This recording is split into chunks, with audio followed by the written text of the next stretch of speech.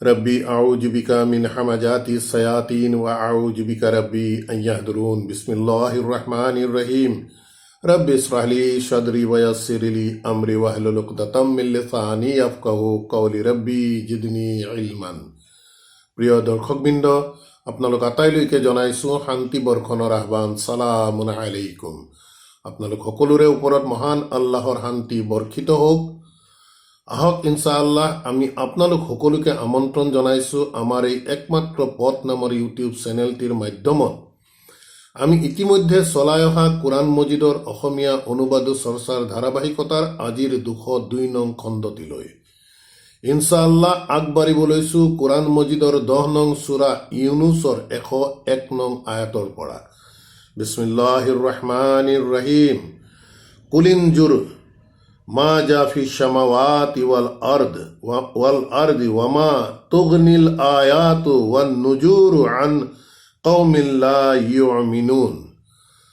প্ৰিয় দৰ্শকবৃন্দ, বিষয়বস্তুৰ প্ৰসংগৰ লগত জড়িত হৈ থকা ইয়াৰ ঠিক আগৰ আয়াত অৰ্থাৎ 100 নং আয়াতৰ সৈতে 101 নং আয়াত প্ৰত্যক্ষভাৱে জড়িত হৈ আছে। গতিকে আমি আশা কৰিম 100 নং আয়াতত মহান আল্লাহে অতি গুৰুত্বপূৰ্ণ দুটা দিশ আল্লাহে কৈ আছে, যি কেইটা দিশ ইতিমধ্যে আমি ইয়াৰ আগৰ খণ্ডত আমি চৰ্চালৈ আনিছিলোঁ। গতিকে প্ৰথম দিশটো হৈছে যে আল্লাহৰ প্ৰতি প্ৰকৃত অৰ্থত বিশ্বাস আনিবৰ বাবে মুখেৰে নহয় কিন্তু অন্তৰেৰে একনিষ্ঠভাৱে কোনো ধৰণৰ অংশীদাৰিত্ব নোহোৱাকৈ বিশ্বাস, সুদৃঢ় বিশ্বাস কোনোবাই আনিবৰ বাবে আল্লাহৰ অনুমতিৰ প্ৰয়োজন। এতিয়া কথা হৈছে আল্লাহৰ অনুমতিৰ প্ৰয়োজন। আল্লাহে কাক দিব অনুমতি? কিয়নো আল্লাহৰ সত্তা কেতিয়াও বায়াস নহয়। আল্লাহে সেইসকল লোকক এই বিশ্বাস আনিবৰ বাবে, আমি পুনৰ কৈছোঁ এই বিশ্বাস কিন্তু মুখৰ বিশ্বাস নহয়, কিতাপৰ প্ৰতি একনিষ্ঠভাৱে সুদৃঢ় বিশ্বাস, যি বিশ্বাসে আমাক কেৱল এই কিতাপে দেখুওৱা পথত আমাক পৰিচালিত কৰাব আল্লাহে। গতিকে তেনেধৰণৰ বিশ্বাস আনিবৰ বাবে আল্লাহৰ অনুমতিৰ প্ৰয়োজন আৰু আল্লাহে সেইসকল লোকক অনুমতি প্ৰদান কৰিব যিসকল লোকে প্ৰকৃত অৰ্থত আল্লাহৰ এই কিতাপৰ প্ৰতি বা এই কিতাপত উল্লেখিত প্ৰাথমিক বিষয়কেইটাৰ ওপৰত ধাবিত হ'ব, জনাৰ ইচ্ছা কৰিব, লগে লগে নিজৰ ইতিমধ্যে বিগত কালছোৱাত আমাৰ বিশ্বাসত যিমান ধৰণৰ পংকিলতা আছে সকলোবোৰ এৰি দি আল্লাহৰ সঠিক পথলৈ আগুৱাই আহিব। যিহেতু আল্লাহে মানুহৰ অন্তৰৰ খবৰ জানে। গতিকে এনেধৰণৰ একনিষ্ঠভাৱে প্ৰকৃততে যাৰ অন্তৰেৰে আল্লাহক বিচাৰিব কিতাপৰ মাধ্যমত, আন কোনো উৎসৰ মাধ্যমত নহয়, কিন্তু তেনে লোকক আল্লাহে অনুমতি প্ৰদান কৰিব বিশ্বাস ইমান আনিবৰ বাবে। দ্বিতীয় কথা, এটা গুৰুত্বপূৰ্ণ কথা কৈছে আল্লাহে, যে আল্লাহে সেইসকল লোকৰ অন্তৰত নিৰ্বোধতা ঢালি দিব যিসকল লোকে আল্লাহৰ এই আয়াত, আল্লাহৰ কথা বুজাৰ চেষ্টা নকৰিব, আয়াতক লৈ চিন্তা চৰ্চা নকৰিব, তাদাব্বুৰ নকৰিব। তেনে লোকসকলৰ অন্তৰত আল্লাহে নিৰ্বোধতা ঢালি দিব আৰু তাৰ ফলত কি হ'ব? সেই লোকসকলে প্ৰকৃততে এই কিতাপ বা এই আয়াতৰ প্ৰতি তেওঁলোকৰ মন আকৰ্ষিত নহ'ব।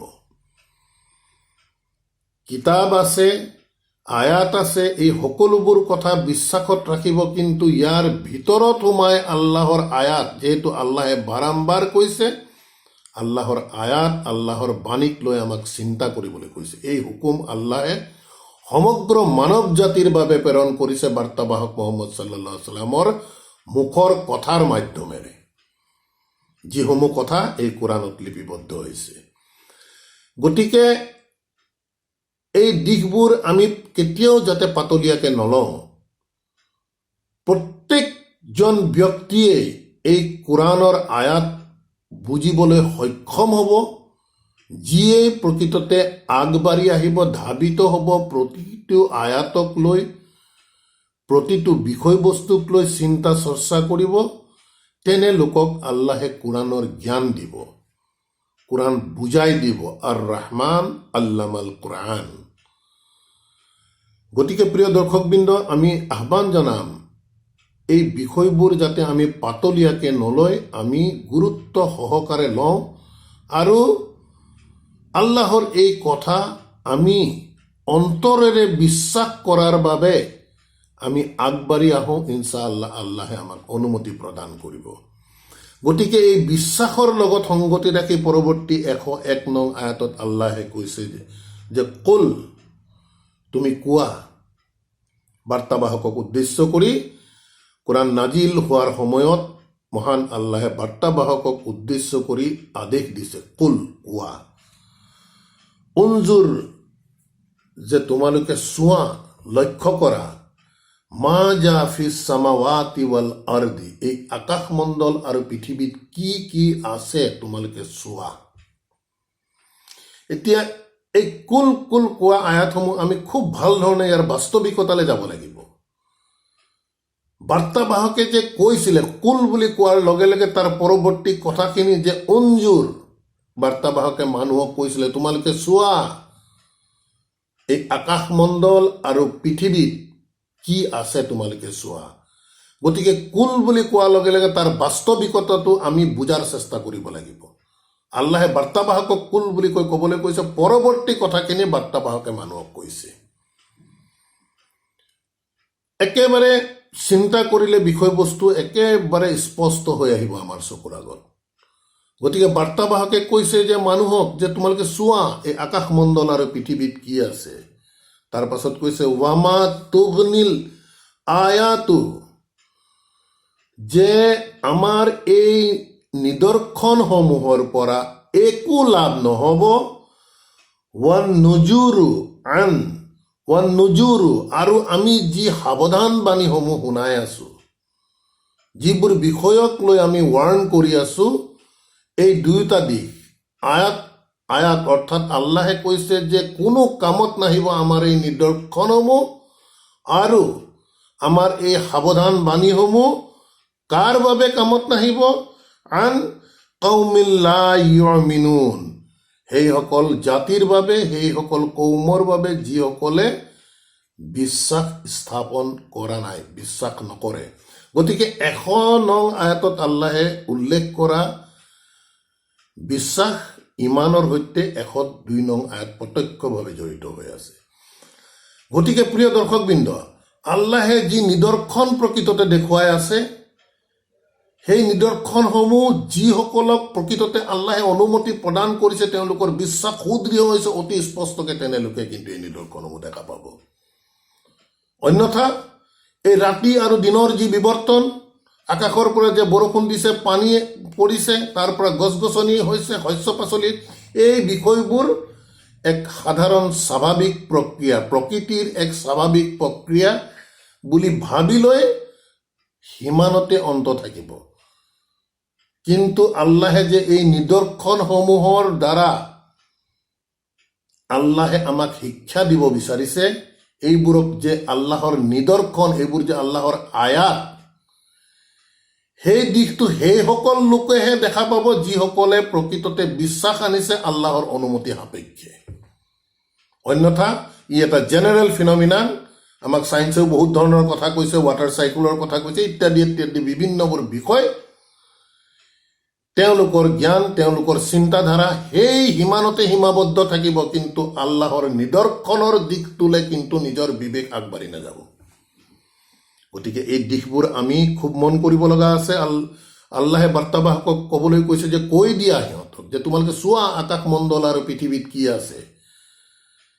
কিন্তু কৈছে যে যিসকল লোকে প্ৰকৃত অৰ্থত বিশ্বাস অনা নাই, তেনে লোকসকলৰ বাবে এনে আমাৰ যিমান নিদৰ্শন আকাশমণ্ডল আৰু পৃথিৱীত আছে আৰু এই কিতাপৰ মাধ্যমত আমি যিমানবোৰ সাৱধানবাণী সোমাই আছোঁ সেইবোৰ তেনে লোকসকলৰ বাবে কোনো সিহঁতৰ ক্ৰিয়া প্ৰতিক্ৰিয়া তাত নাথাকে। সেই ছাবজেক্টক লৈ তেনে লোকসকল কেতিয়াও ব্যস্ত নহয়।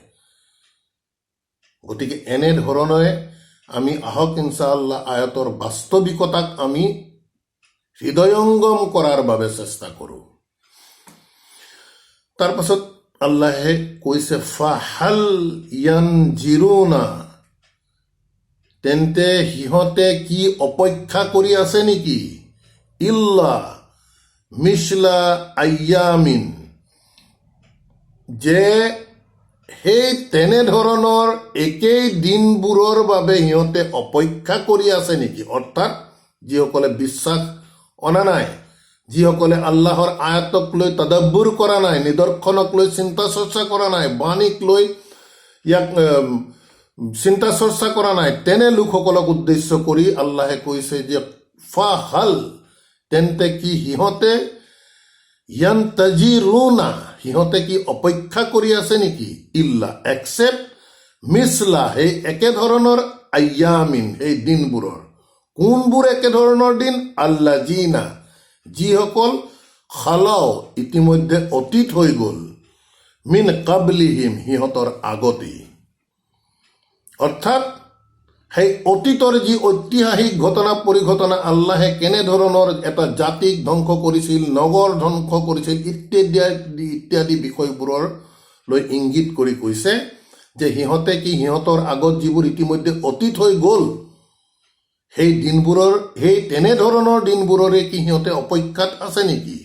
কুল, আল্লাহে পুনৰ বাৰ্তাবাহকক উদ্দেশ্য কৰি কৈছে তেন্তে কৈ দিয়া, ফান্তাজিৰু, তেন্তে তোমালোকে অপেক্ষাৰত অৱস্থাত থাকা, ইন্নী, নিশ্চয় ময়ো।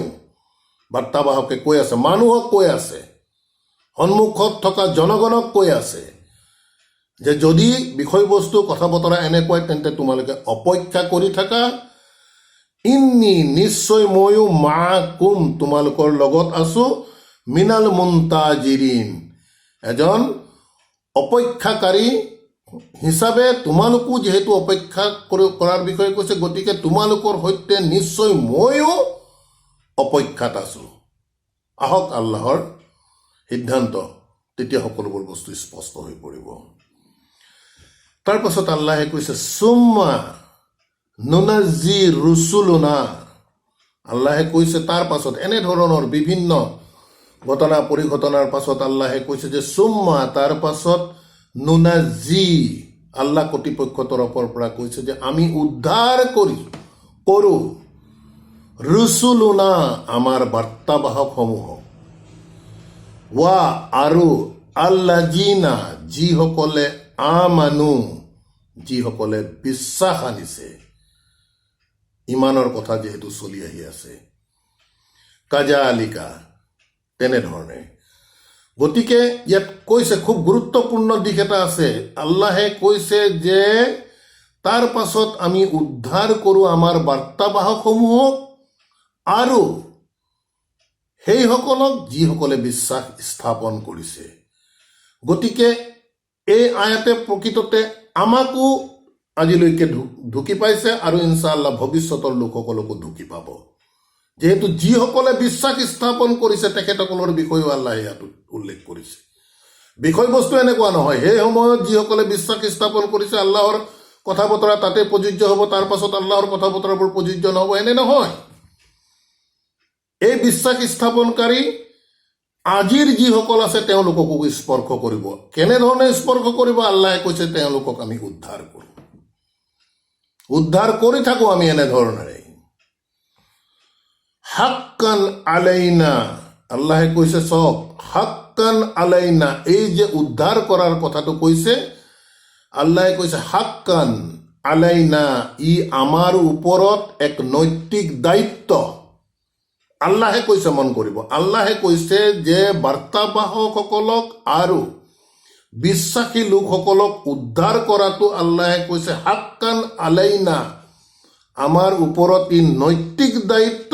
নুনজি, উদ্ধাৰ কৰাটো আল মুমিনিনা, যিসকলে বিশ্বাস আনিছে। আলহামদুলিল্লাহ।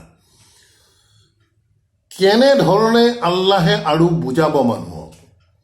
আল্লাহে নিজৰ দায়িত্বক কৈছে যে বিশ্বাসী লোকসকল আৰু বাৰ্তাবাহকসকলক উদ্ধাৰ কৰাটো আমাৰ নৈতিক দায়িত্ব। হাক্কান আলাইনা, আমাৰ ওপৰত ই নৈতিক দায়িত্ব। নুনজি, উদ্ধাৰ কৰাটো আল মুমিনিনা, বিশ্বাসী লোকসকলক।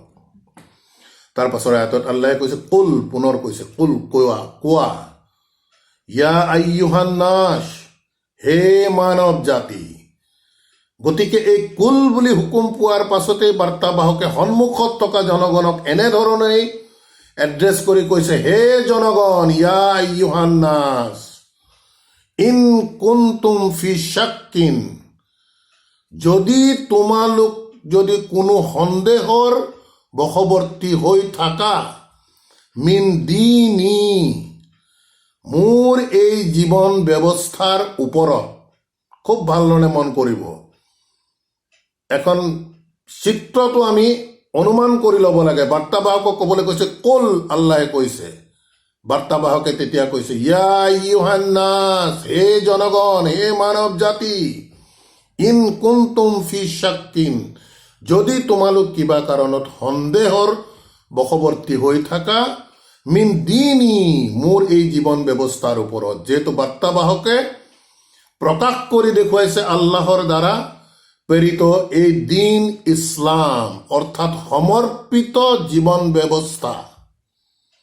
গতিকে কৈছে যদি মোৰ এই সমৰ্পিত জীৱন ব্যৱস্থাৰ ওপৰত যদি তোমালোকৰ সন্দেহ হৈ থাকে, তেন্তে তোমালোকে জানি লোৱা, ফালা আবুদু, মই কিন্তু গোলামী নকৰো, আল্লাযিনা তা'বুদুনা, যিসকলক তোমালোকে গোলামী কৰা, তেওঁক কিন্তু মই গোলামী নকৰো। তোমালোকে জানি ৰাখা, যদি মোৰ এই জীৱন ব্যৱস্থাৰ ওপৰত তোমালোকৰ সন্দেহ হৈছে, তেন্তে জানি ৰাখা, মই কিন্তু গোলামী নকৰো সেইসকলক যিসকলক আল্লাযিনা তা'বুদুনা, তোমালোকে গোলামী কৰা, মিন দুনিল্লাহি, আল্লাহৰ উপৰিও। আমি বাৰম্বাৰ কৈছো যে মিন দুনিল্লাহি, আল্লাহৰ বাহিৰে নহয় কিন্তু, কাৰণ আল্লাহ এজন আছে বুলি গৰিষ্ঠ সংখ্যক পৃথিৱীৰ সকলো জাতি ধৰ্ম বৰ্ণ নিৰ্বিশেষে ইয়াক বিশ্বাসত ৰাখে। লগে লগে আল্লাহৰ সৈতে কিন্তু অংশীদাৰিত্ব স্থাপন কৰে, এই দিশটোৰ কথাই ইয়াত উল্লেখ হৈছে। গতিকে বাৰ্তাবাহকে কৈছে যদি সন্দেহ হয় তোমালোকে মোৰ এই জীৱন ব্যৱস্থাৰ ওপৰত, তেন্তে তোমালোকে জানি ৰাখা, মই কিন্তু গোলামী নকৰো সেইসকলৰ, আল্লাযিনা বুলি কৈছে, সেইসকলৰ যিসকলৰ তোমালোকে গোলামী কৰা, মিন দুনিল্লাহি, আল্লাহৰ উপৰিও, ৱালাকিন, বৰং, আবুদু, মই গোলামী কৰো, আল্লাহ, মই গোলামী কৰো আল্লাহৰ। আল্লাজি, চাওক ওপৰত আল্লাযিনা, ইয়াত আছে আল্লাজি সিংগুলাৰ। ৱালাকিন, বৰং, আবুদু, মই গোলামী কৰো আল্লাহ, মই গোলামী কৰো আল্লাহৰ। আল্লাজি, যি আল্লাহ, একক আল্লাহ, ইয়াতাৱাফাকুম, তোমালোকক ঘূৰাই উঠাই লৈ যাব, তোমালোকক ঘূৰাই লৈ যাব, সেই আল্লাহক মই গোলামী কৰো। ৱা উমিৰতু, আৰু মই আদিষ্ট হৈছো, আন আকুনা, যে মই নিজে হৈ থাকিবৰ বাবে, মিনাল মুমিনিন, আল্লাহৰ প্ৰতি বিশ্বাসী লোকসকলৰ অন্তৰ্ভুক্ত হৈ থাকিবৰ বাবে বাৰ্তাবাহকে কৈছে যে মই আদিষ্ট হৈছো, আল্লাহে মোক আদেশ দিছে।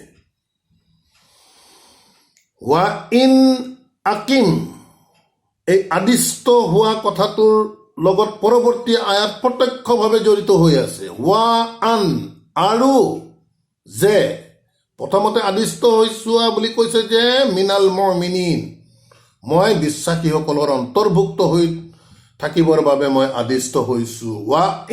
ৱা আন, আৰু যে, আকিম, মই দণ্ডায়মান হৈ থাকিব লাগিব, মই স্থিৰ কৰিব লাগিব, মই থিয় হ'ব লাগিব।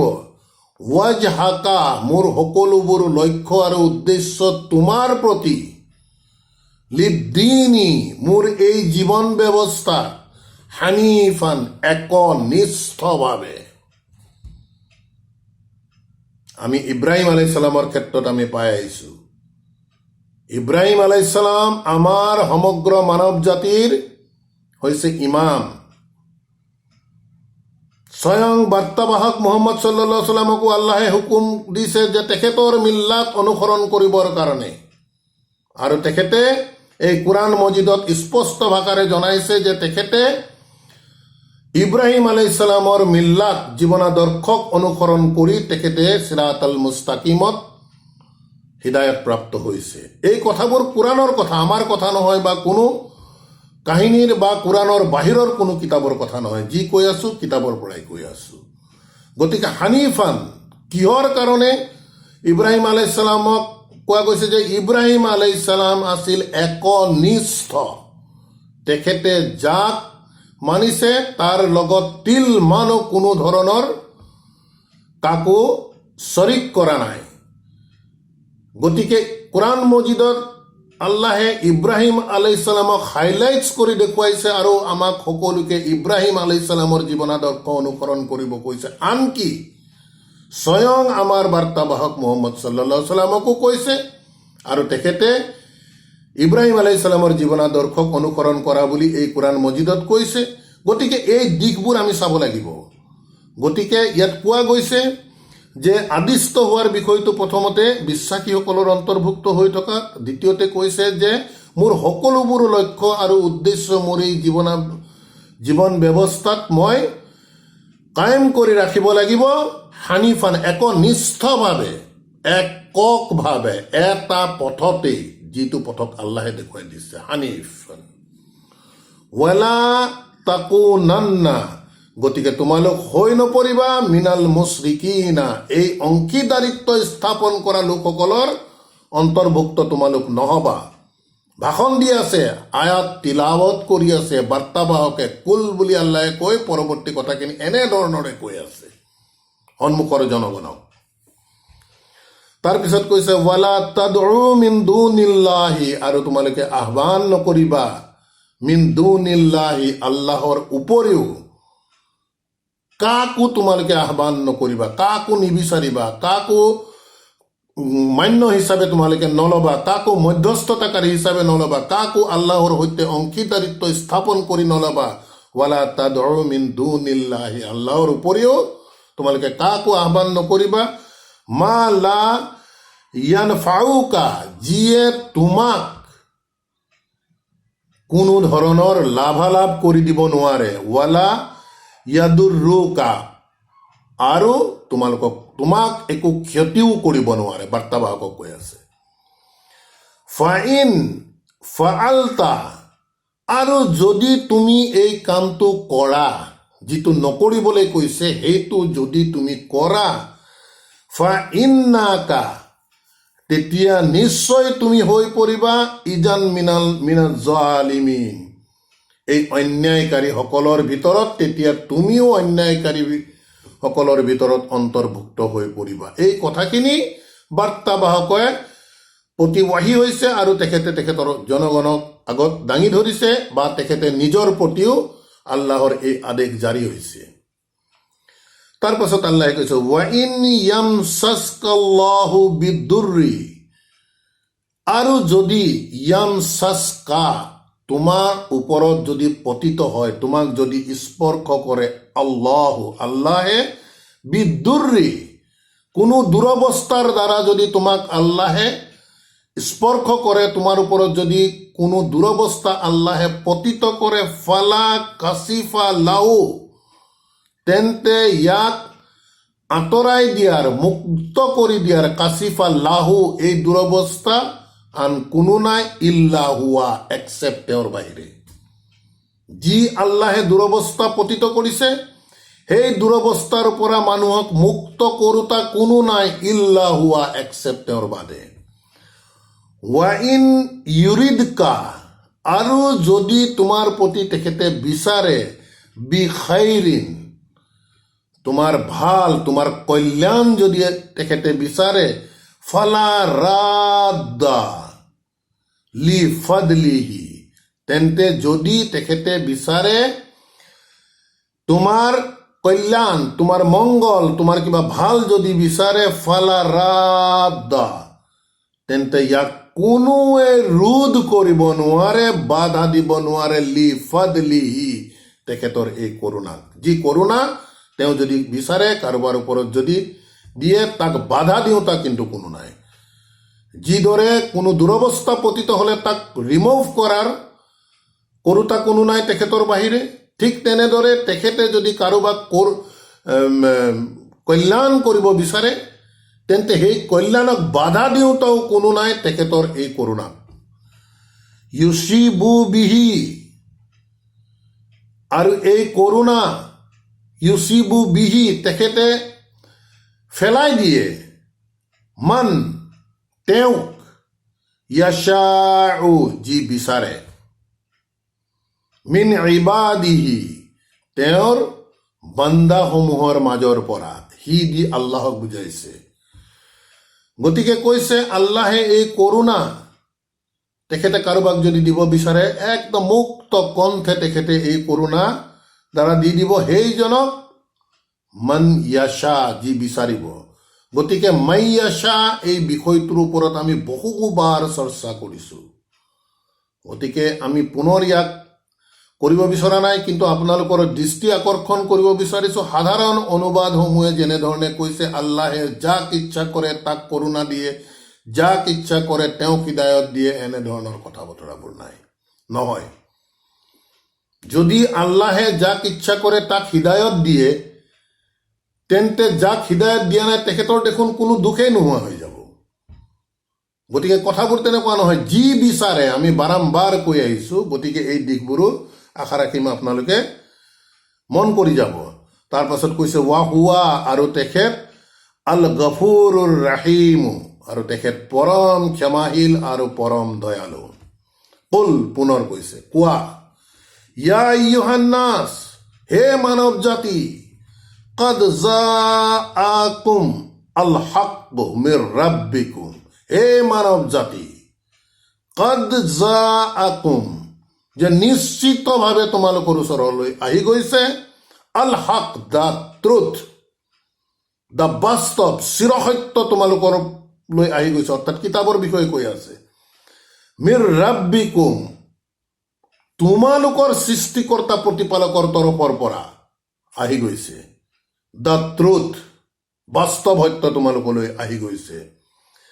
ফা মান ইহতাদা, গতিকে এই যিহেতু চিৰবাস্তৱ চিৰসত্য আহি গৈছে, গতিকে ফা মান ইহতাদা, গতিকে যিয়ে ইয়াত পৰিচালিত হ'ল, ফা ইন্নামা ইয়াহদি লিনাফছিহি, তেন্তে নিশ্চয় তেখেত পৰিচালিত হৈছে লিনাফছিহি, তেওঁ নিজৰ বাবে। ওয়ামান দল্লা, আৰু যদি কোনোবা ভ্ৰষ্ট হ'ল, আল্লাহৰ বাস্তৱ সত্য আহি পৰিছে, তাত যদি মানুহে ঢাপলি নেমেলে তাৰ প্ৰতি, তেন্তে নিশ্চিতভাৱে তেওঁ দল্লা হৈ যাব, ভ্ৰষ্ট হ'ব। গতিকে তেনে লোকসকলৰ বিষয়ে কৈছে ওয়ামান দল্লা, আৰু যি ভ্ৰষ্ট হ'ল, ফা ইন্নামা ইউদিল্লু আলাইহা, নিশ্চয় তেওঁ ভ্ৰষ্ট হ'ল, তেওঁ নিজৰ বিৰুদ্ধে ভ্ৰষ্ট হৈ গ'ল। যদি কোনোবা পৰিচালিত হ'ল, তেওঁ নিজৰ বাবে, অৰ্থাৎ পৰকালত ইয়াৰ ৰিজাল্ট পাব ইনশাআল্লাহ, আৰু দুনিয়াইতো তাৰ জাজা খাইৰ আল্লাহে দিব, আয়াতে কৈ আছে। আৰু যদি কোনোবা ভ্ৰষ্ট হ'ল, দুনিয়াইতো লাঞ্ছিত হ'ব আৰু আখিৰততো লাঞ্ছিত হ'ব, অৰ্থাৎ সেই ভ্ৰষ্টতা প্ৰকৃততে তাৰ নিজৰ বিৰুদ্ধে হৈছে। ওয়ামা আনা আলাইকুম, বাৰ্তাবাহকে কৈছে ওয়ামা আনা আলাইকুম, আৰু মই আনা আলাইকুম বিৱাকিলিন, মই তোমালোকৰ কিন্তু কোনো অভিভাৱক নহয়। মই এজন বাৰ্তাবাহক, মোক বাৰ্তা দিছে, মোক পাঠ কৰি শুনাবলৈ আল্লাহে কুল কুল কৈ বাৰে বাৰে হুকুম কৰিছে, বাছ মই তোমালোকৰ আগত পাঠ কৰি শুনাই দিছোঁ। বিষয়বস্তু স্পষ্ট হৈ আছে। কোনোবাই যদি ইয়াত আহিলে পৰিচালিত হ'ল, তেওঁ নিজৰ বাবে হ'ল, তেওঁ নিজৰ লাভ হ'ব, আৰু যদি ইয়াৰ পৰা কোনোবা ভ্ৰষ্ট হ'ল, তেওঁ নিজৰ বিৰুদ্ধে হ'ল। ইয়াত মোৰ কোনো লাভালাভৰ কথা নাই, কিয়নো মই তোমালোকৰ অভিভাৱক নহয়। ৱাত্তাবি, গতিকে জনগণক কোৱা গৈছে ৱাত্তাবি, তেন্তে তোমালোকে ইত্তেবা কৰা, অনুসৰণ কৰা, পিছে পিছে চলা, যি কৈছে তাকেই শুনা, তাৰ বাহিৰত নাযাবা। মা ইউহা ইলাইকা, যি তোমাৰ ওপৰত ৱাহি কৰা গৈছে, বাৰ্তাবাহকক কৈছে।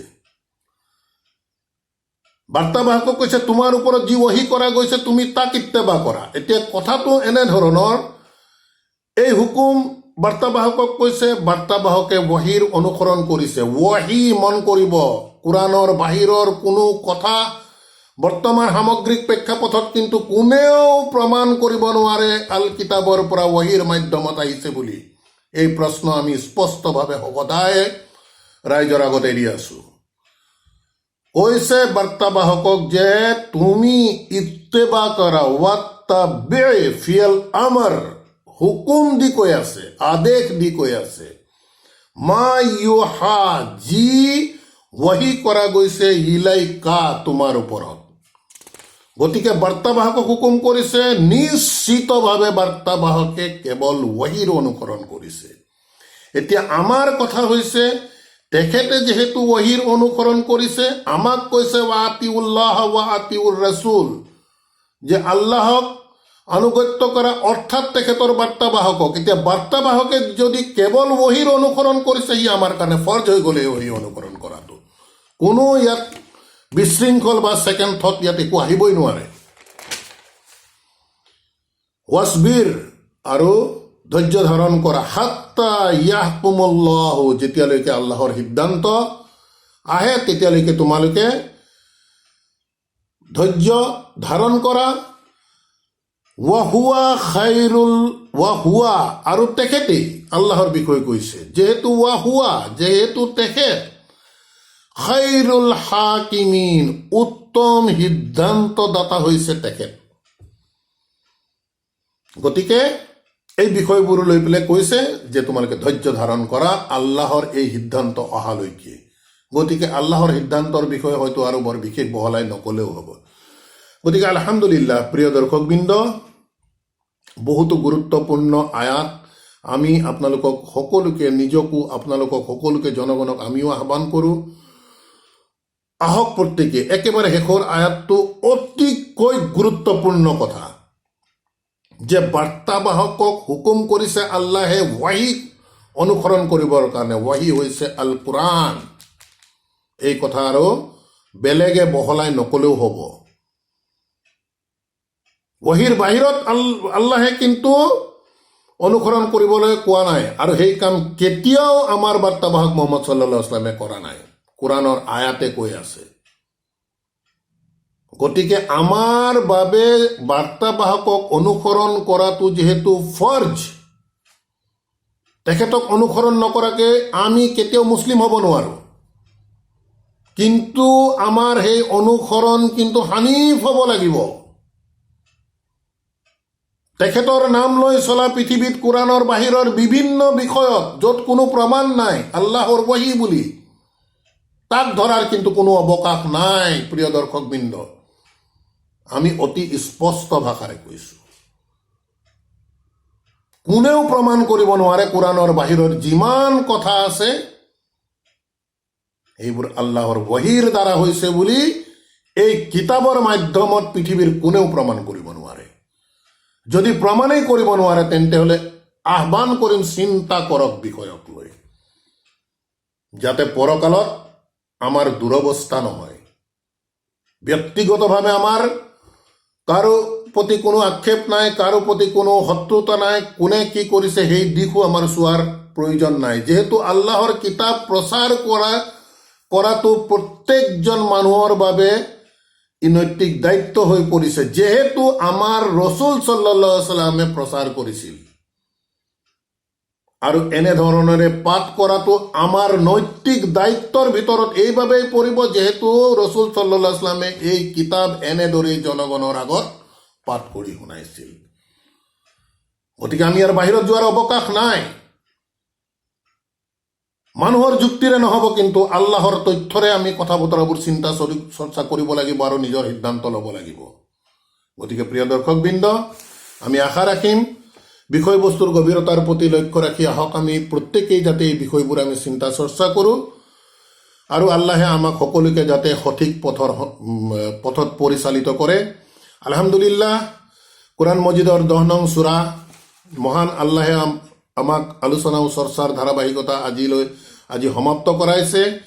আল্লাহৰ ওচৰত অগণনীয়ভাৱে আমি আমাৰ কৃতজ্ঞতা প্ৰকাশ কৰিছোঁ আৰু লগে লগে আমি আল্লাহৰ ওচৰত মাফি বিচাৰিছোঁ আমাৰ অনিচ্ছাকৃতভাৱে আল্লাহৰ এই কিতাপ প্ৰচাৰ কৰাৰ ক্ষেত্ৰত যদি অনিচ্ছাকৃত কোনো ধৰণৰ ভুল ত্ৰুটি ৰৈ গৈছে তেন্তে আল্লাহে যাতে আমাক মাফ কৰে আৰু আল্লাহে যাতে আমাৰ ইলিম বৃদ্ধি কৰি দিয়ে, সেইবাবে আল্লাহক সদায় কৈ আছো ৰাব্বি জিদনি ইলমান। লক্ষ্য আৰু উদ্দেশ্য আমাৰ আন একো নহয়, আল্লাহৰ কিতাপ গোপন হৈ আছে। এজন মুছলিম হিচাপে, এজন আত্মসমৰ্পণকাৰী হিচাপে আল্লাহৰ ওচৰত এই কিতাপ আমি প্ৰকাশ কৰি দিয়াৰ আমাৰ প্ৰত্যেকৰ ওপৰত দায়িত্ব আছে। গতিকে আলহামদুলিল্লাহ, প্ৰিয় দৰ্শকবৃন্দ, আমাৰ আজিৰ এই অনুবাদ চৰ্চাৰ ধাৰাবাহিকতা আমি ইমানতে সমাপ্ত কৰিব বিচাৰিছোঁ। ইনশাআল্লাহ, আল্লাহে যদি আমাক তৌফিক দান কৰে পৰৱৰ্তী খণ্ডত পৰৱৰ্তী সূৰা আমি আৰম্ভ কৰাৰ বাবে চেষ্টা কৰিম। ৰাব্বানা আমান্না বিমা আনজালতা ওয়াত্তাবা'না রাসূল ফাকতুবনা মা'আস শাহিদিন ওয়া মা আলাইনা ইল্লাল বালাগ ওয়া মা তৌফিকি ইল্লা বিল্লাহ। সালামুন আলাইকুম।